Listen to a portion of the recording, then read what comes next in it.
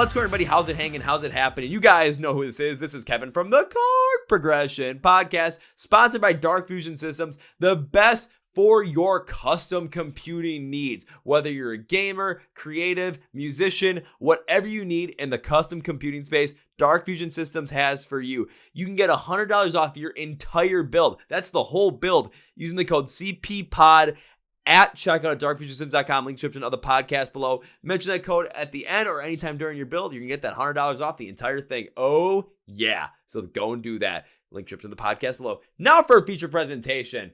We're going home because we have the home team on the podcast today.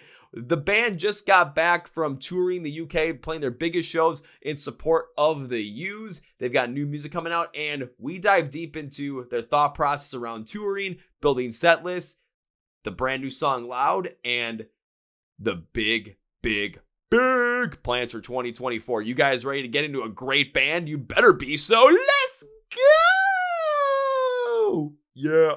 Well, ladies and gentlemen, boys and girls, listeners of the Chord Progression Podcast, we have brought on so many great bands from Thriller Records that it is absolutely insane. We've had our very good friends in Avoid on the podcast, Catch Your Breath, The Word Alive, Honey Revenge, and now we get to add even more to that list here today. This band's brand new song, Loud, was released at the beginning of December 2023, so definitely go check it out. The heavy pop style of it and of the band as a whole, can't get any better than that. Plus, they just got off the road from the UK supporting the U's. Like, that's insane. They got to do this all in 2023, and in 2024 are poised to be even bigger and even better. So please welcome Brian and Daniel from the band, the home team, to the podcast. So gentlemen, welcome to the Chord Progression Podcast. Howdy. Appreciate that very much. What's up? Thanks for having us. Thanks for being here, guys. I appreciate you guys taking the time today. I really do. And first thing I do have to ask about is, okay, touring the UK with the Used. That is just absolutely insane, especially for getting signed to a record label in 2023 and then this happens. Like, you guys are an absolute insane trajectory at the moment, but when it came to that tour, just give me the rundown. How'd that whole entire thing go as an experience for you guys, not only as individuals, but as a band as a whole? Yeah, it was great. It was our first time overseas. The only international shows we played prior to that was Canada. And so it was, for that to be the first time in the UK, it's pretty crazy, just because we always kind of figured it would be like kind of restarting. Like, we would be playing much smaller shows because we wouldn't have the same fan base that we have here in the States. Instead, we played the actual biggest shows we've ever played in our lives over there. And so it was a little daunting, but overall it was phenomenal.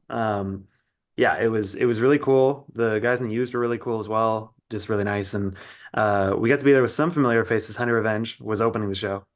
And we did a tour with them last March, April. And so, yeah, it felt like a great way to cap the year. Just because it felt like a good culmination of how things have been going and where things have gotten. And yeah, it was cool. It was crazy. It was a lot. Yeah, it was wild to play pretty much consecutively, like the biggest 3 shows we'd ever played. It was like kind of one after another, like, oh, this is the biggest crowd we've ever played to. And then the next night, like, oh, this is even bigger than the last night. And one thing it was kind of a bummer because it was so short. Like 5 days is around the time you really start to like get comfortable on the tour and, see familiar faces from like the other bands and start to like say what's up and hang out with people. And at the end of 5 nights, we're like, all right, I don't know most of your names. See y'all later. Yeah.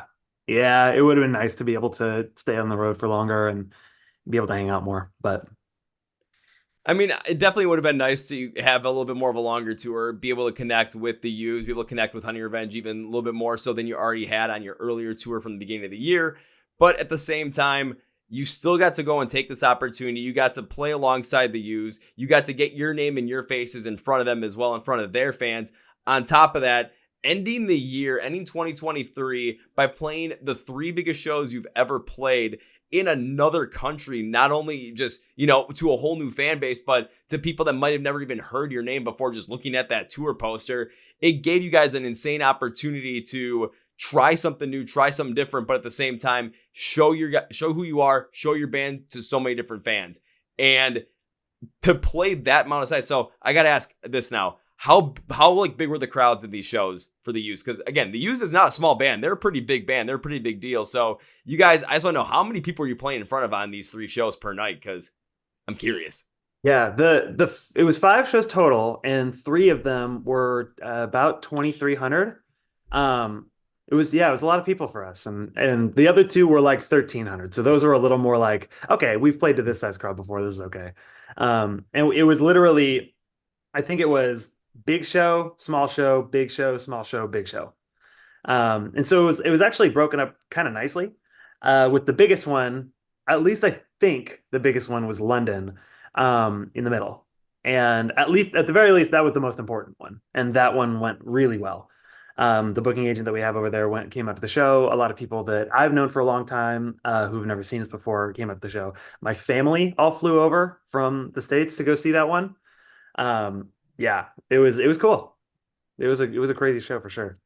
That's some insane kind of support, especially having your family fly to another country to see you play your biggest show, but just to show that support that many people would never ever do. That's just insane to me. So a lot of props to your family on that one for stepping up to the plate and giving you the support when you need it the most, but also at its most important time, seeing that, yeah, look at what I've done. We're playing in front of 2,300 people and everyone's having a blast. Yeah, we're doing something right here. Yeah, Brian's dad just like shows up sometimes on tour. There have been a couple of times where like he didn't really tell anybody, and he's just like at the venue and it's like, Greg, hey, good to see you. Chicago, randomly. It's very funny. Shoot, well, then the next time you guys end up going to Chicago to play a show, if your dad randomly shows up, he's probably gonna have to compete with me for the most random show up of the day.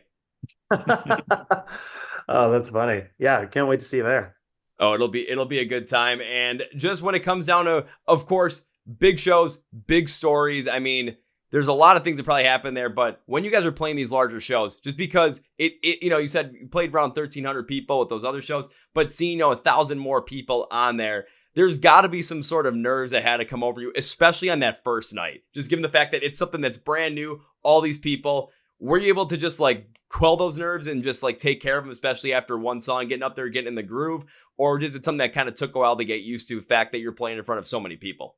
Dude, I feel like the nerves are a little bit more with like associated to our gear and making sure everything works. Because when we're at home, it's like it's all of our stuff. Everybody, like it's the equipment that we use all the time. We've had multiple days to rehearse and get everything ready. But this was our first time like putting all of this equipment into cases that get flown out all the way across the country or across the world. And we had kind of a mishap with all of our equipment where so we had just gotten a bunch of air tags so we could like track all of the cases. And then when we landed in Ireland, we looked at our phones and all of our air tags were still in San Francisco. So our managers spent like basically a full day trying to track down where our cases were. And we ended up getting it all sorted out because a fan who works at the San Francisco airport responded to my tweet and was like, yo, I work in like baggage. I saw all of your cases. When I come into work tomorrow, I'm going to go to the Aer Lingus like baggage people and make sure this shit gets on a plane. And the next morning he hit us up and he's like, hey, I told him the whole story, made sure it's on the plane. Should be getting to you soon. And so that guy, I forget his name, but he's on the list of like 3 people that have guest list for life anywhere he wants to go. That deserves guest list for life. Holy crap. That's just an insane coincidence too, but the fact that you had a fan step up in that moment for you at a time when you probably need it the most. Who would have known what would have happened had you not gotten your gear? Would you been able to play the shows? Would you have to borrow somebody else's? Would you have to figure it out? That's a huge stressful point that, probably for at least a day and a half, stress up to like the nines at the absolute maximum, wondering how you're going to make this happen. And thankfully, a fan working baggage at San Francisco airport was able to make it just all as easy as possible because dude found your guys' stuff and was like, yep, give it to Aer Lingus people. Send it! It's funny. I feel like of all the stressful situations, that was like, it was so difficult that we kind of all were just like, there's nothing we can do about this. Like, I can't just go to the store and buy new equipment. Like, this shit is, 5,000 miles away, so it's kind of out of our hands. So we were like fairly stress-free about the worst thing that could possibly happen because there's nothing we could do about it. Yeah, it was really just like, what is the point of stressing out about this? Because we're just gonna have to wait and see what happens. Yeah, and specifically about that first night too. The way that regarding nerves and being nervous for that show, the way that that venue was laid out, it was like a warehouse style venue, so there was no balcony, or at least if there was, it was really small. And so every single person was just right there in front of us. And I'll be honest, that show was actually it was Manchester. It was kind of hard. It was like um it was just so it was really, really daunting for the majority of it. The other two big shows were like one of them was a theater style room, so it was like split two levels, and the other one had a really, really deep balcony, so that was also split up more. Those ones are a little easier because like you're really only playing to whoever's directly in front of you, but when everyone's directly in front of you, at least for me, because I'm standing at the front of the stage, um, it was pretty daunting. But all the gear worked, everything worked, and we got all of it back in time. So Thank God all the gear worked, because otherwise that'd have been terrible. But I was just about to ask that question, like, what was going to be the major difference between playing in front of people where it's like that warehouse style when everyone's on the floor versus when you have a balcony to work with as well, more of a theater setting? Just because from my standpoint as a fan, I'm always on the floor. I'm always in the pit. I'm never anywhere else. So whenever I think about going to a show, I never think about like what's that major difference when you have a balcony or not. Plus, when you have a balcony too, it's you have people that are kind of looking down you. They have a little bit of a different perspective of how the show is being performed, how the show is being played. So catering to those fans, making sure that the show pops off for them is a lot different than for everyone that's on the floor looking up at you or just in that same kind of setting where everyone's smushed together. It is a much different factor that I never even thought of, especially coming from the fans' perspective.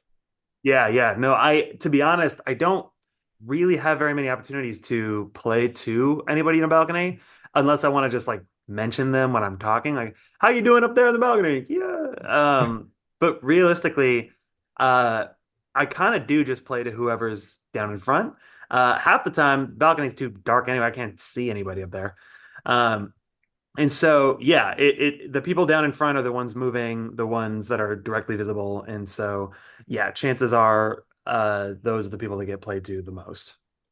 Plus, if you think about it too, it's if you're up in the balcony, when it comes to the energy of the show, of course, you're going to be watching the band on stage, but you're also going to be watching the crowd as well because you want to see how the crowd's reacting. And with the majority of people being in the crowd, it's going to be that energy and that interaction that's going to be the one that's going to influence the decision of the rest of the crowd, especially up top. If they're going to be seeing everyone just kind of standing around, just waiting, doing nothing, they're probably not going to get into the show as much. They might sit back, be on their phones or whatnot, checking out what the latest, TikTok trend is. Who the hell knows what might it be? But if they see something where every fan is into it, people are dancing, people are moving and grooving, or if it gets super duper heavy and people are hitting the hell out of each other because it's fun, yeah, now they're going to feel that energy. They're going to pick up on it, but it's all going to be based on an interaction between how the fans are taking your music and how the energy from your music and your performance is being given to those fans. Totally. Yeah, I completely agree. Yeah, I feel like we kind of went into this whole thing thinking that we were going to play to, maybe like 50 or 100 people who knew our music, and then mostly older The Used fans who don't care about a new band because they've been, they're there to see The Used and they're in their like late 30s, early 40s. But there was a lot of younger fans, like way more than we expected. So there were a lot of people that we definitely saw that we like turned them by the end of the show.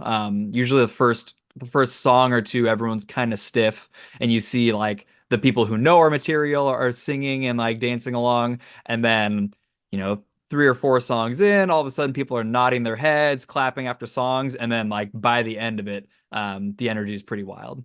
So it felt like we turned a lot of people, which is very sick.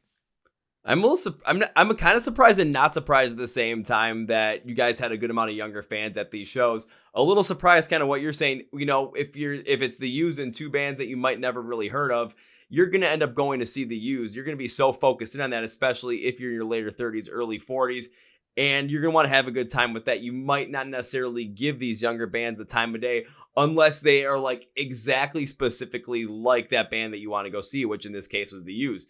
However, why I'm not surprised at that is just based on how many more young people are starting to really get into this kind of music, get into more of, especially some of the heavier stuff, but also more the emo side of things, more the scene side of things. And when they're coming to those shows, they want to find new bands that they want to get into too, because they're more open to the experience. As when we're younger, we're more open to those formidable years where music absolutely impacts us, and we find those bands that we become lifelong fans of.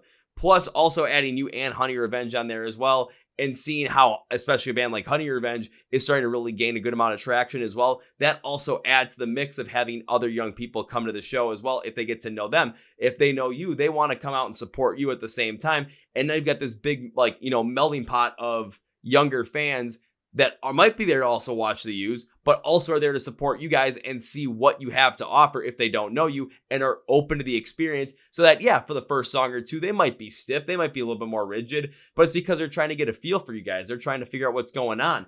And as time goes on, as the show goes on, now they start to feel it, they start to get more invested to it. So by the end of it, your energy and your performance and your style, your sound really resonates with them, and you make those fans where you see them at the merch table at the end of the show. You see them posting about you guys after the show. You see them, supporting you guys over and over again, and you see these continuous posts on social media forever so that you guys made fans for life based on one show. All it can take to make a fan for life is just one show, one moment even.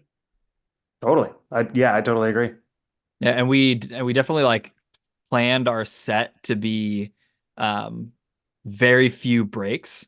We squeezed 9 songs into 30 minutes. And so there was probably 28 minutes and 15 seconds of us actually playing. So we didn't really give anyone time to be bored. So the entire set was just heater after heater, nonstop energy. And I think it worked. I don't ever want to do that again. We probably will have to eventually, but it was difficult for sure. We definitely realized we cut a bunch of our interludes down just to make sure we could squeeze everything into the 30-minute set, and we definitely learned a lesson about how valuable those interludes and having 20 seconds in between songs to breathe and drink water, how important that is. Yeah, didn't realize it. Maybe we just need to get in better shape. But again, you guys only had 5 shows for this, so you guys are playing around with this. And if you're going to test something out like this and you want to make sure that you get the most amount of fans in, especially for the capacity that you guys were playing for, it makes sense to not have those interludes nearly as long, to compress that, to really keep the show flowing, keep that energy going. Because if you have a moment where you're going really strong and then you dip that energy because you're trying to create a mood, but everyone's continually building up on that energy, then you're going to end up losing out on that, and people are going to remember this massive dip in that show. There's plenty of shows where I've been to where bands are playing, everything's going nuts, and all of a sudden you get that massive dip in there, and if it comes at a time where the energy is so consistently high, then the show never really recovers from that because you just really brought everyone on. Sometimes it happens. That's how shows get built out. That's how set lists get built out. But what you guys are able to do is just continue to capture that energy, capture that attention, especially from a younger crowd, and keep them intrigued and motivated, and from the older crowd as well. Not really let them have that chance to just be the curmudgeons and kind of kill the energy. It makes a lot of sense, and I understand what you don't want to do in the future, but if you have another opportunity where it calls for it, you know what, you've already done it once before, you can do it again. Maybe work out a little bit more beforehand, but now you know. Yeah, when we're planning a headlining set, we definitely have an intentional you've probably seen that meme where it's every band set, opening song, the song everyone knows, a bunch of garbage in the middle, ending song, the other song everybody knows. We kind of aim like that, where we have the front half have 3 or 4 pretty well I guess well known to our fans, but pretty upbeat songs, and then somewhere in the middle we drop in all the softer songs all together, so that way it's energy's up and then it kind of dips down a little bit and then we pick it back up again. I feel if there's too many drop a soft song, then back to high energy, then an acoustic section, and and repeating that it's a little bit too much ebb and flow. So I like to do high energy, chill it out, end with high energy again. See, Daniel, I'm a big fan of what you just said there too, because when I think of set lists and I think of the bands I like to go see, the ones that, if they have softer songs there, you're going to want to put them in there because fans know them, fans are able to connect with them. But if you're going to be focusing on the energy of it, you want to have that all compressed into one point in time. You don't want to constantly have this ebb and flow because it's going to just mess with everyone's, that's the energy. People just want to have that continuous flow. I think about whenever I go and see Rise Against play, it's like always high energy, always that punk rock style going forward. But then when you get to a song like 11 or 12, that's when they dip it down. They'll do it like 2 acoustic songs. They'll do Swing Life Away, maybe Hero War, maybe People Live Here, maybe something like that. But then they pick it right back up to, of course, 3 more songs that everyone knows. And the energy is continuing to flow, but you get that lull point that allows the energy to kind of take a break, but connect with fans. Whenever I go see I Prevail, though, the 2 times I've seen them, it's always been weird where it's like high energy, then low, then it constantly is flowing like this. And don't get me wrong, there's a lot of people that do like that style. I mean, they're a huge band, but for me to see them live, it's just like, you're kind of messing with me where I can't fully get invested into the set list because the energy is constantly moving. If you find the way the energy works for your guys' sound, for your guys' style, and if it's that way where it's go with the energy, dip it down, but compress it where it's all together, and then pick it right back up to the songs that people are going to know and people are going to get back into it with. Now you're creating that experience. You're creating something where people are having that energy, having the emotional times with more of those softer songs, but they're able to pick that energy right back up on, not only based on how you guys are playing, but based on familiarity. Yeah, sure. and there's a couple. It's when we're talking about set lists, there's a couple other things that we always have to take into consideration, because a lot of our material is written. Well, most of the material is written with an 8-string in mind. John our guitarist has a 6-string and an 8-string that he plays live, and so if we don't coordinate guitar changes with the set list, he's swapping guitars over and over again, and that takes a lot of time. So we'll do blocks of like 2 or 3 songs on the 8, then have them switch to the 6. And then on top of that, we also need to consider Brian's voice for how the set list goes, because if we have too many really high big energy songs towards the end, it's harder for a headlining set. So the acoustic shorter section also serves as like a little bit of a breather for everyone. Like on our last headliner, we did our song, we did She's Quiet acoustic, and then we did Another Night Alone with You and Sales, kind of like Brian, they were all connected, right? It was Another Night Alone with You coming out of the higher energy ones. Then it was Sales, and then it was She's Quiet. And with all the down ones being together, kind of like all of our sweat dries, we all get to take a little breather because we're not having to jump around as much. So then we pick it back up. We just got a 12-minute little breather. Loves to catch your second wind. Just okay, now we're good to go. Let's do this shit. Again, makes a lot of sense, and I do understand what you're talking about with the guitar change as well, because anytime we go see any live band, you always take a look at the equipment changes that happen, and it's never one song and all of a sudden, okay, now we're going to go to a different guitar, a different bass, and then have it happen song after song after song. That does take a little bit of time, and you kind of need to build in a little bit of an interlude in there to make sure that that happens. But whenever I see certain set lists, it's like, okay, now I'm getting a better understanding for myself why certain things are always put together, why they're clumped like that, even though there are times where, for my own personal sound, I'm like, man, I wish this song was right after this. But of course, there's different instances that you have to play off of. Like you said, equipment changes. How well do people know this song? Does it fit in with the energy flow that we're going for? And do we want to play this certain song at the beginning, but this other song at the end, even though they go so well together, but it's because at the end, this one's going to smash so much harder because everyone knows it, and it's going to end the set on such a high note that you don't want to miss out on that. Yeah, well said. I totally agree. We have 2 songs that I guess 3 that have been set enders. So we have Watching All Your Friends Get Rich, which is pretty early in our record. Right Through Me is another one that we've ended the set with, which is, I think, my personal favorite, but it's very high energy and very high vocally. So if we have a longer set, it's a little more challenging to put that at the very end. Actually, funny enough, it's the opposite. The shorter set, because we did so short of breaks, the shorter set was actually the hardest to sing Right Through Me at the very end. But we've never done Right Through Me at the very end on a headliner. But what we have done is Watching Our Friends Get Rich, which is equally as high, and Danger, which is probably the hardest song. Mm. But what I was going to say is longer doesn't necessarily mean harder if there's all those breaks. I found myself pretty winded at the end of these used sets because of how few breaks we had. With ample breaks, I could go for a long, long time. And with no break at all, I could probably only go for, 20, 30 minutes. But yeah, doing right through me at the end of these used ones was actually one of the hardest things that I've ever done vocally. Even though it was only 30 minutes. Again, had we spaced things out, we could do right through me after 60 minutes and be fine. But yeah, it's that comes down more to like my athletic ability and my lung capacity. Because I think that is currently behind my vocal prowess. I think my vocals are better than my cardio. Fitness journey starts now. Yeah, it sure does.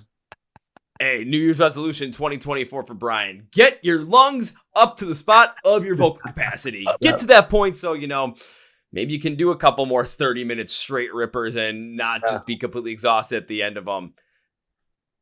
Maybe. Oh, yeah. It's not a bad New Year's resolution to add on to it. But now I got to ask this question because we're talking about set lists and we're talking about how you guys constructed this. Of course, now that the fact that you guys release Loud, when it comes to putting Loud in a set list, where would you guys end up putting something like that?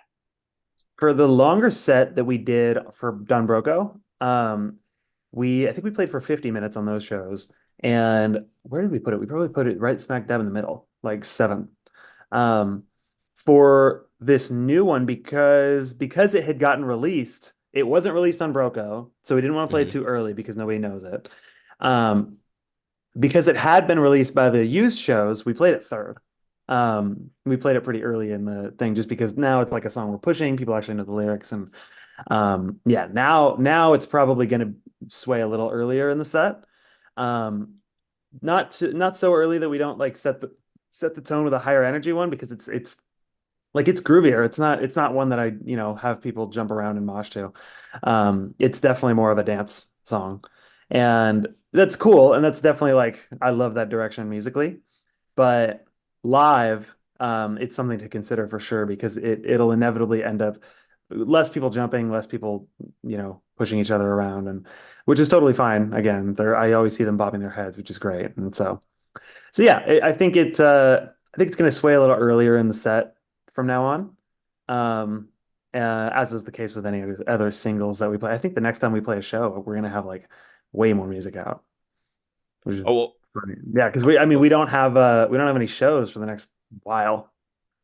I was about to say, well, we can get into that a little bit later for sure, but I understand we're bringing Loud, especially for any band.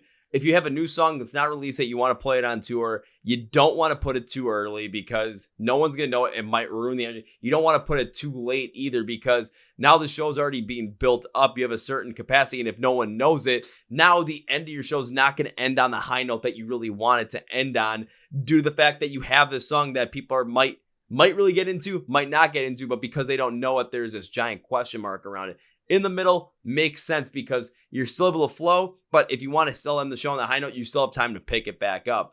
When it comes out, though, playing this 1/3, especially, if you get people high energy, you get them going, you get them moving. Now you play Loud, and it definitely has more of this funk, R&B, dance kind of vibe to it, especially mixed in with everything.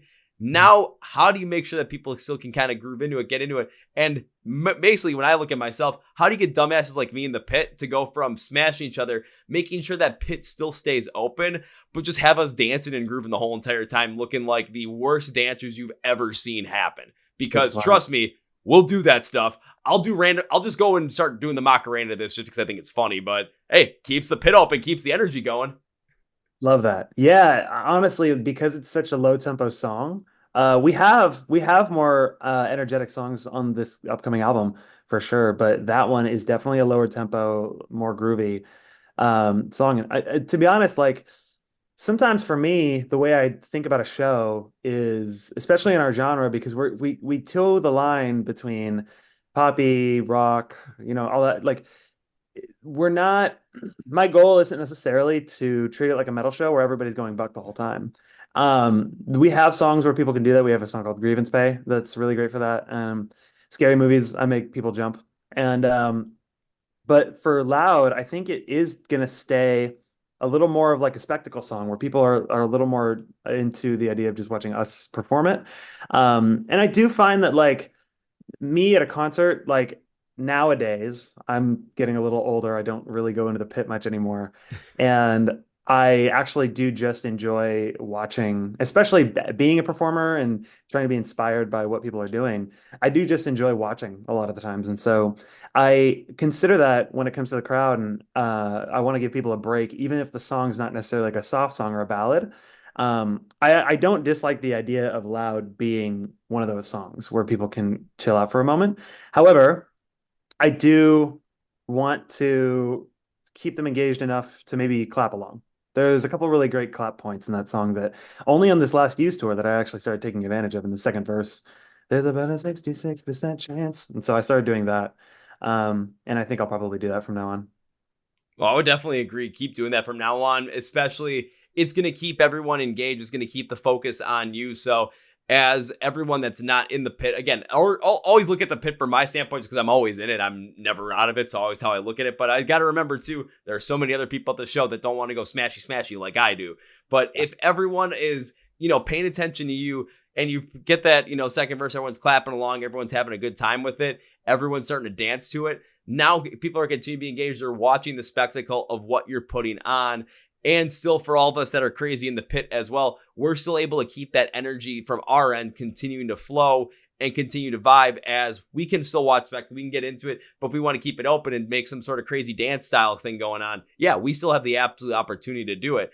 When listening through your music and listening to Loud, listening to the Inspiration Band, listening to some of the other stuff, the one band that kept popping in my head for like, who have I heard that's been like, that gives me the same kind of vibe with all the different styles, all different things you can do, and definitely landed on this band Varsity. Just absolute similar in terms of the way that things flow, how a live show that you guys are describing it, seeing them play live, exact same kind of feel where I've seen them go heavy, I've seen them go soft, more vibey as well, and seeing how that show interacts and how people interact with it. I'm looking at this thinking, yeah, now I know exactly how this feels. I know exactly what you guys are talking about, and man, I love going to see Varsity live. So yeah, now I got to go see the home team live. It just makes sense. Right on. I've never heard their music, but I'll check it out. So definitely check it out. Their lead singer Joey, I'm like, this dude is like he kind of has that Michael Jackson vibe to him, especially with his voice. Uh-huh. Man, I wonder if they're also struggling with the sports themed name, not pop punk sports themed music thing. That's kind of our biggest dilemma with our branding. Really? Yeah, it's just like when we started the band like forever ago. At this point, Dan, you probably like can't started in 2013. Yeah, so like 10 years ago. Mm-hmm. And it was just a different band. Like it was a different vibe, going for a different thing. And it was the home team was the perfect name for what was happening back then. And as things changed, like right around when we were going to release Slow Bloom is when we really thought about changing our name. We didn't, mostly because we couldn't think of anything better. We damn well would have. I think and at this point, I think we've realized that it's pretty common for artists to not like their band name. Really common. And I mean, if you think about like huge bands, eventually the name doesn't mean it, like the words of the band name lose significance. Yeah. Like when everybody hears Green Day, nobody thinks, oh, that's a silly high school pot reference. Like you just hear Green Day and you're like, it's the massive band. Yeah. A Day to Remember is another really good one because that's like a very specific literal name. If you think about what it means, it's literally thinking about a specific day and time. Nobody thinks about that when they say that name. They just think, oh yeah, that band with the album Homesick. Like, you know what I mean? Yeah. When you hear Bring Me the Horizon, do you think Pirates of the Caribbean? No, not anymore. You just think of the band. So when you hear the home team, hopefully you don't think of baseball. That said, we are having a big push starting, I think, next week with trying to get Loud into arenas and have sports teams using the "Don't be afraid to get loud" tagline as like it does work really well. So it's kind of full circle. We're going all the way back. Now, instead of making sports themed music, we're literally being played in arenas. Yeah, instead of making sports theme music, we're making different kind of music, but we're going to have this stuff played in arenas because it just makes sense. But you're absolutely right when it comes to different band names. It's as bands continue to grow, those band names, it's what they literally mean. They lose so much significance because what's being built around that band name overtakes it. Think about any creation, any company, anything. It's just you come up with a name. It's like eventually the name doesn't necessarily matter. It's what's built around the name. Because if you try and sit and find the perfect name for everything, it's not necessarily going to hit because you don't know what it is. But if you pick something and you build something around it, it becomes its own entity and it has its own significance. But now, putting loud in sports arenas, try and use the "Don't be afraid to get loud" tagline. How is this being, what's the process behind this? What's the plan behind this? I have never heard someone try and do this in the context of a podcast before, but you guys have me like 100% at attention right now. How are you guys going to pull this off? Dude, I want to be real. That is 100% record label doing things behind the scenes. I just told them my idea. I like, this is too, it's too obvious a thing. I already see the like dumb Jumbotron, big bright blue, like scribbly letter font. Like I see it in my head. And people don't know what the song is, but it just becomes a thing that's synonymous with going to a sporting event. I have no idea how that's going to work. I do know that a couple people who work for the Kraken, the Seattle NHL team, are fans. So when this push happens, I'm going to hit them up and be like, hey, talk to your the music Boss. person. Yeah. Oh, and that also reminds me, the organist for the Kraken is like a fan of the scene, and he plays different like scene adjacent music on the organ. And so there's a clip that was going around Twitter last week of him playing our song "Watching All Your Friends Get Rich," and then like tying it into the do do do do do do do like that song. It was so Okay, that is freaking awesome. And when the record label does go about this, if they want some other contact, because I can get them a contact for there's no NHL team in Milwaukee, but there is an AHL team, the Milwaukee Admirals. They're the Predators affiliate. Yeah. I do know a good amount of people that do a lot of the game day entertainment there. So maybe I can help get it in there. Man, that's how we start. We start with the minor leagues and then work our way up, because it's all about the arenas, I think. I don't know, I'm purely guessing. Yeah, I mean, just it's like if they want, just because I mean, shoot, I'm already contacted with Thriller. It's like they just have to send me an email like, okay, who should we talk to? And I will literally get them everything they need. Just like, okay, talk to this person. This is gonna be the one you want to talk to. Yeah, and if they mention themselves, it's like, yeah, and Kevin was the one that provided. I'm gonna literally give them someone from that I've known and have been friends with since I was 5, who deals with all the game day entertainment stuff. So, well, you want to be number 4 on the guest list for life thing? Make yes, that happen. Yes.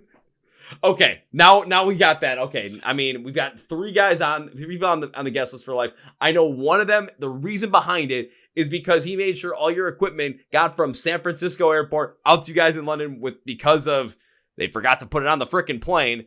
But if I can also be part of that by literally getting your song in an arena, I'm gonna be happy with that one. We'd be pretty stoked. That's your homework for the end of this podcast. That's my. How do I get homework at the end of a podcast? I'm the one that's hosting this shit. You guys turn this around on me. What is this witchcraft? Oh dear God, this is even better than I thought it was going to be. So now that's a beginning plan for 2024. Get loud in arenas. But what else is on the agenda for 2024? Because I mean, it's a brand new year. We got to make sure it's the best year for the home team so far. So what's the plan? Got to add so far in there because I don't want it just to be the best year overall. I want it to be the best year so far. So there's so much more room to grow. Yeah. So we've got. Oh, you go ahead, Brian. I was gonna say we are gonna release an album. We got a lot of music coming out. Loud is the first single of our series of songs that's gonna come out over the next few months. Yeah.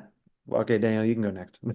Yeah. So album is being mixed right now. All the songs are recorded. We have another video that's going to be coming out, I believe the end of January. So another single. I'm not exactly sure of the timeline of the other singles that are coming up after that, but we're gonna do like 4 or 5 singles leading up to the album. Um, we have, I mean, at this point, there's no tours locked in yet, but the plan is like 2 US tours. We got an offer for an Australian tour. I don't know if we're gonna take it yet. We'll see. Um, Hopefully we impressed our European agent enough to bring us back over to Europe this year or next year. So it's going to be a lot of touring, new album, bunch of merch drops, music videos, whole kind of like new era of the home team. That's a big undertaking, but you guys are ready for it. I mean, you guys already have the music ready to go, being mixed and mastered right now. New album in 2024. You said 2 US tours, correct? That's the hope. That's the We're hoping that we get like a support slot for like a really really big band, like small arena size. We'll see. That is entirely not up to us at all anymore. At all. It's wherever the wind takes you, whatever the label can help with, and whatever other bands want to help with. But you said there was another potential for an Australian tour as well, and it might not happen. I gotta ask, just because I have had a number of Australian bands on. I have had a number of people that have gone and traveled over there. Is it, especially with how much travel costs are these days, and if it's viable, is that one of the main issues that's preventing you guys from potentially taking that leap over to Australia? Yeah, it's expensive. The like Australia Australia's so big compared to the number of shows that you can play. Mm-hmm. The major cities, you just fly in between them because it's so long. It's like an 8-hour drive for the shortest ones. So you basically just fly in between each one, which makes it really, really expensive to tour over there. And there's only like, I think the tour that we got offered has like 5 shows in it, which is exactly what we did in the UK. And it's just expensive. So we'll our agents are negotiating, doing some talking. We'll see. I booked all of our shows for a really, really long time, and I'm very, very happy to say I don't do that anymore. I am the last person to be like, "Yep, that's cool, let's do it," and that's about my involvement now, which rocks. Yeah, and it's the main reason I wanted to ask that question is just to give everyone a better understanding of just, going and touring internationally. There are certain costs that end up being incurred in there, but just the difference when it comes to either, especially for people in the US, it's okay, you want to have your band, you see bands tour over in Australia, or Australian bands come over, whatever it is. You see the difference that it is there, because you're right. I recently talked with another band from Australia called Saint Sinner, and they're like, yeah, if we want a tour, it's like, all right, you got to go to Brisbane, Sydney, Melbourne, maybe Adelaide, and if you get lucky, fly all the way across the country and go to like Perth or something. But that's like 5 cities for one whole giant country, where if you plop that country straight in the middle of the US, it's like from east to west, you got like the same distance. So having to fly everywhere that's expensive as hell. And just trying to get over there to get back, there's a lot of expenses that have to be incurred. So just a better understanding compared to when you're either over in like the UK, where you can, it's like what, at the most, like a 4-hour drive somewhere from like north to south from England. And then on top of that, when it comes to the US, like if you're on the East Coast, you get from like Philly to New York in like an hour and a half. Heck, you can get from Milwaukee to Chicago in an hour and a half, no problem. Yep, it's exactly like if we had to fly from, LA to like Atlanta for a show, which is an insane thing to have to do to play one show. And logistically, I think we'd try to see if we could book something like maybe a show in Hawaii on the way home or something, or add something in New Zealand, or do some other additional thing to try and like make some of the money back. Because realistically, you're not doing that tour to make money. Like, you only make money in the States when we're headlining. Everything else is, how do you build new fans, play to people who have been wanting to hear you for a while, but haven't got the chance to. So like an Australian tour is more to start building up the market. We are definitely losing money when we do that. Yeah, but you want to make sure that, even when you lose money, that you're still able to recover from it, you're still able to continue on, that you have that safety net involved, that you're not going over there, then come back, and it's like, well, shit, now we're pretty much so far in the hole, we either got to just sit around and just hope to build up money, or that's it. Like, yeah, we when you see the St. Patrick's Day merch drop or the Arbor Day merch drop, that's when you know we're trying to make up some money for a tour that's losing out. I would love to see a St. Patrick's Day and Arbor Day merch drop just to see what you guys would come up with. So just so everyone knows, when you're seeing a funny merch drop or something that isn't the typical like, oh, Christmas or Halloween, they're trying to make some cash back to fix something else that just cost a lot of money. Pretty much. So now I know why Ice Nine Kills started Nightmare on the 9th, to make some money back for something, but now it's just become its own thing where every single 9th of the month, everyone's like, what are they coming out with now? Oh, that's genius. That's pretty cool. Yeah, the amount of times that, like, especially when I started listening to the band, I'm like, the amount of shirts I ended up buying from them from that was just ridiculous. And I got to a point where I'm like, I think I got too many of these guys. But every Christmas, I still buy something from them. This year, they did a whole entire, like, horror movie shirt. It was from the Seinfeld Festivus episode. So it looked like just a horror movie poster. On the back, it said, I got a lot of problems with you people. Wore it out to a bar on Festivus, and I didn't pay for a drink all night. It was nice. It was a good time. Well, guys, I got one more question for you before we head out. Are you ready for it? Mm-hmm. I started asking this question to every band I've had on since around September, and it's allowed the audience to get into more new bands. It's allowed me to get into more new bands, and allowed us to get to know who you guys like. So between the two of you, can you guys give me 3 bands that you're absolutely in love right now that you want to get more attention on? They can be your size, they can be smaller than you, they can even be bigger than you, but bands that you want us to come and figure out and listen to. Looking for 3 bands. So have fun and go. Does it have to be a band? Can it be artists? Oh, it can be an artist. Absolutely. Cool. I might still need a second to think about it, but I have been lately listening to the new Bad Rabbits album. Bad Rabbits are kind of like one of the pioneers of the like funk R&B mixed with rock in like the Warped Tour world. So they are definitely hugely impactful on our sound, and they put out an album called Garden of Eden this year. It absolutely kicks ass. Go listen to it, but then don't listen to our music too closely because I'm sure there's similarities. funny you say that, because the artist that I was going to bring up is a classic for us and a band that we have been listening to for years and years as a band. It's a band called Polka Dot Stingray. They are from Japan, and it's like there's so much about it that's so innovative and cool. We are shocked that more people across the pond don't listen to them more. I mean, all the music is in Japanese, but you don't need to understand the lyrics to, I mean, half the time I don't understand lyrics anyways, even if it's in English. But yeah, Polka Dot Stingray is an absolutely incredible band. And then I'm gonna use up the third one to plug my baby band Pallets. There's a band that I've been working with here in Seattle that they just put out their first EP that I produced, and it's my first time doing anything like that. So I'm using this opportunity to plug them. They're called Pallets, like color palette. I played drums on their EP. And Ryan played bass on it.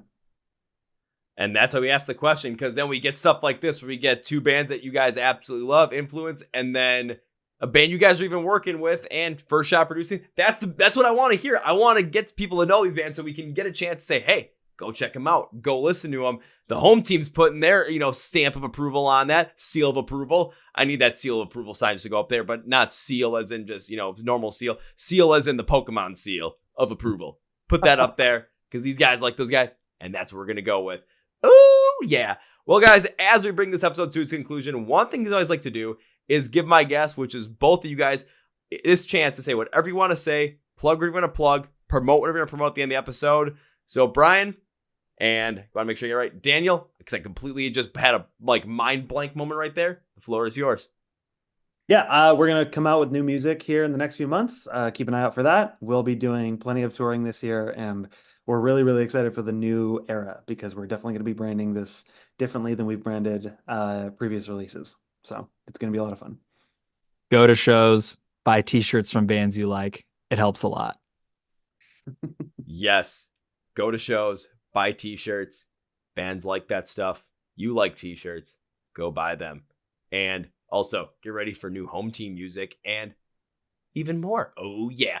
Now it's time for this podcast with 3 things. So first things first, when it comes to finding the home team online, when it comes to making sure you can listen to the brand new song Loud, which came out at the beginning of December, and when they have more new music coming out, you're going to want to make sure you listen to all that stuff. You want to make sure you know where to go to listen to all that stuff. You want to make sure you're following them on social media so that you know when new music drops, when new shows are ready to go, and when those St. Patrick's Day and Arbor Day merch drops happen. You don't want to miss out on those. So here's what you're going to do. You're going to allow me to be your own personal Google search engine type deal, not Bing, Google. Go to script for the podcast where it says find the home team online. Links and labels for everything, including social media, YouTube, website, merch, and where you can go and listen to music are all going to be down there for you. So all you have to do is go to description, click, tap, and you're on your way. So you have no excuse not to follow these guys and support them and listen to them. I'm doing all the hard work. You just got to take that last step. Now, step number 2, gentlemen, whenever I've guests on the podcast, I enjoy from the podcast, I tend to make a certain promise a way to say, hey, thank you for being on the podcast. I appreciate it. And I wish to continue to support the band in the future because why wouldn't I? And this is how I like to do it. It's not an if. I hate if promises because if is not a promise. It means it might not happen. When is how I go because this promise is going to be held up.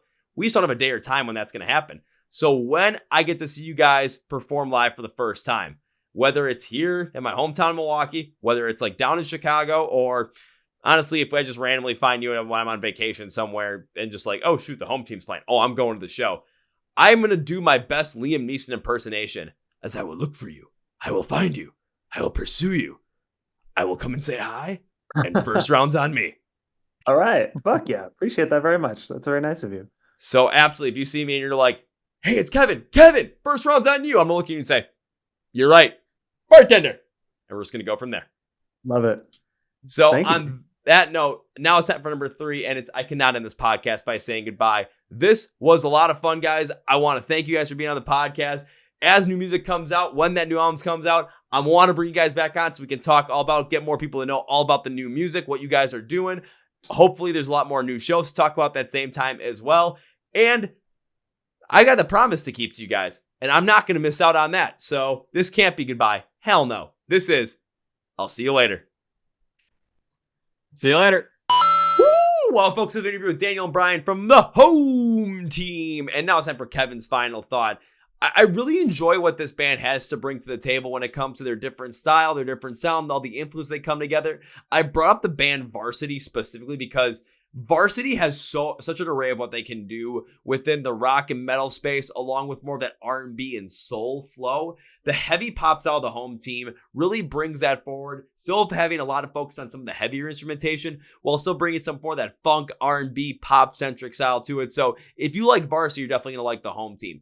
The one thing I really want to bring up is I love the idea of what they're doing, trying to get loud in arenas. So you think about all those times you go to a sporting event, you go to these different arenas, and you hear some of those songs that they're always playing that are always getting these pops because they connect with so many people and they're just perfect for that situation. And you think about it, all the classic ones, We Will Rock You, Welcome to the Jungle, Hell's Bells, Back in Black, For Whom the Bell Tolls. They play Master of Puppets a good amount of times, or even some of the more poppy ones like Uptown Funk they'll still play a good amount of, or just stuff like that. Stuff that has that feeling of getting you pumped up and ready to go and just amping up the crowd. Loud can potentially do that in more of a fun direction. And if they're able to use that and have the idea of potentially penetrating the sports arena market, it's going to be a song where people are able to continually connect with, check out, and it's somewhere we could see them potentially pop up. I'm not going to say they're going to pop up on Octane because the song's not nearly as heavy for something like that, but they could pop up on, your alternative radio station. They could pop up on your pop stations as well, wherever it might be. And then that's the way where a band can really start to gain a lot of traction because they have that song that everyone instantly recognizes. And then the key is not becoming a one-hit wonder. I don't think they're going to go down that one-hit wonder route based on their ability as musicians.